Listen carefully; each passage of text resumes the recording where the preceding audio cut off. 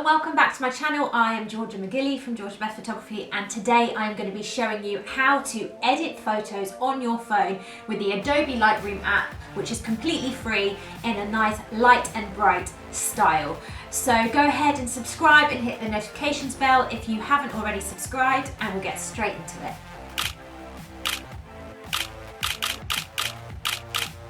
Okay, so we're going to head straight into the Adobe Lightroom app, which is this one right here. It's called Adobe Photoshop Lightroom. You can download it on the Apple App Store or the Google Play Store. They're both completely free.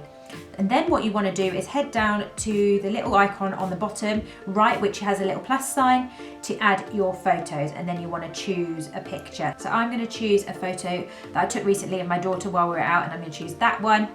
And I'm going to add it to my photo library, and you can click on all photos and you can find the photo there.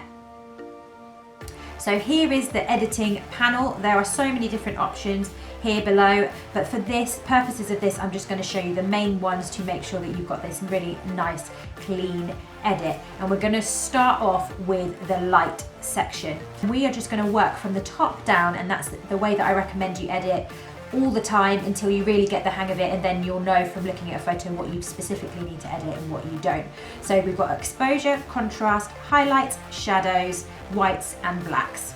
So for that kind of light and bright style, all we're going to do is boost the exposure up a little bit. You don't want it too bright because you don't want the white sections to look too blown out. And then we're going to boost our contrast right up too. And I tend to boost the contrast pretty far. At the minute, that looks too contrasty, but we are going to edit it a little bit further to stop that from happening. So I always, for a light and bright style, to make it look a bit creamy, I take the highlights down, which just removes that brightness from that white side of her face. And then I'm going to boost the shadows up as well, which kind of gets rid of all that darkness in the background and makes her far more defined. And then once I boost those shadows up, I don't tend to touch the whites too much, but if there is a lot of white in the photo and it's too bright, you can bring that down a little bit. And then I also bring the blacks down, which just gives it a little bit more contrast and a little bit more definition. And then we're going to move straight on to the color tab, which is the next one along. It looks like a little bit of a temperature gauge, and this we're going to do exactly the same again. We are going to start from the top down. We have temp, tint, vibrance and saturation.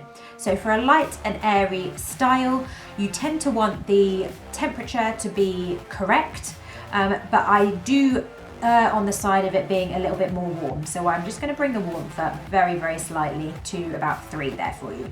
And then the tint, you can play along with this. I'll show you what happens. So if you bring the tint all the way to this side, it's going to go very, very pink. And then if you bring it all to this side, it's going to go very, very green. So I obviously don't want to put too much in, but I do like to make those skin tones a little bit more pink. So I'm going to put the tint up to about 16. And then for my light and bright style, I love vibrant colors, but it to be still fresh and light. So I'm going to move the vibrance right up quite far. Now the difference between vibrance and saturation is just very slight. Saturation is the richness of the colour or the strength of the colour. So when you boost the saturation up, every single colour in the photo is going to go really, really bright. If you boost the saturation right down, it's going to take all the colour out and make it black and white. For vibrance, it's slightly different. So it's going to boost the overall kind of highlights, and those sort of more subtle colours are boosted, but not every single colour, and then the same with the other way around. So it's going to go down pretty much black and white, but you can, as you can see, there's still a bit of green and yellow in the brickwork there. So I've just boosted this vibrance up to 16, 17, something like that. I'm going to head over to the colour mix, which is in the top right corner. So with hue, saturation and luminance, those are the 3 different things that you can edit each individual colour in the photos. For example, if I'm going to pick my blues, I can change the blue. So you can see the blue in her coat is changing there to be more purple if I take it all the way to the right, and it's going to go more aqua if I take it all the way to the left, which I don't want to do for this particular photo, but it just shows you how you can really just pick one colour from the photo and change the colour for that. And again, saturation, it's going to boost the strength of the colour or take out that colour completely. And I'm actually going to do that with the blue because I want her coat to look more grey. Luminance, it brightens that colour or lightens it or darkens it. So if I bring it all the way to the left, it's going to darken the blue in the picture. If I bring it all the way to the right, it's going to make it a lot brighter, but I'm going to leave it pretty much where it was, and we're going to move on to the greens. So for the greens, to make it that sort of minty colour, what I do is just bring the hue up slightly so that it goes more to the aqua sort of side of things. Then I bring the saturation down to make it a little bit more greyish, and then I bring the luminance right up, which just brightens it right up. So if you give me 2 seconds, I'm going to just edit a little bit further, and then we will show you the final product.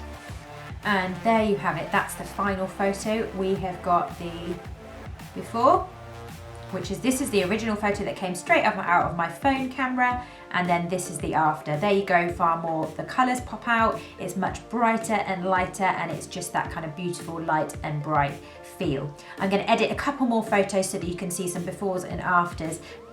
So here you go, here's another edited photo for you that I've just done quickly while we're filming. And this is the original photo out of the phone, and there is the edited photo. So as you can see, I've made the yellows a little bit more orangey to reflect that autumn feel. The green has been desaturated and made a bit brighter. And so now, instead of your eyes being drawn to the kind of lime green dirty fence and the kind of really bright yellow leaves, you're now drawn to her, but she's got a really pretty background. So before and after. And let's have a little look at some that I've edited already so that you can see some befores and afters in some different settings. Another one of my daughter eating a donut. This is edited in the light and airy style again, and this is the original before, so a lot darker, a lot grayer, and this is the after.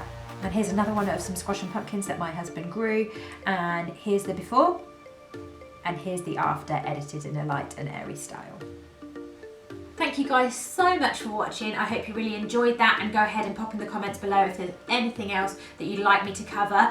I do actually sell my own presets for the Adobe Lightroom app, and I will pop the link in the description to my shop so that you can order them as well if you're really interested in that. And thank you so much for watching. Make sure you subscribe and hit the notifications bell. Pop in the comments below if there's anything else that you'd really like me to cover, and I will see you guys really, really soon.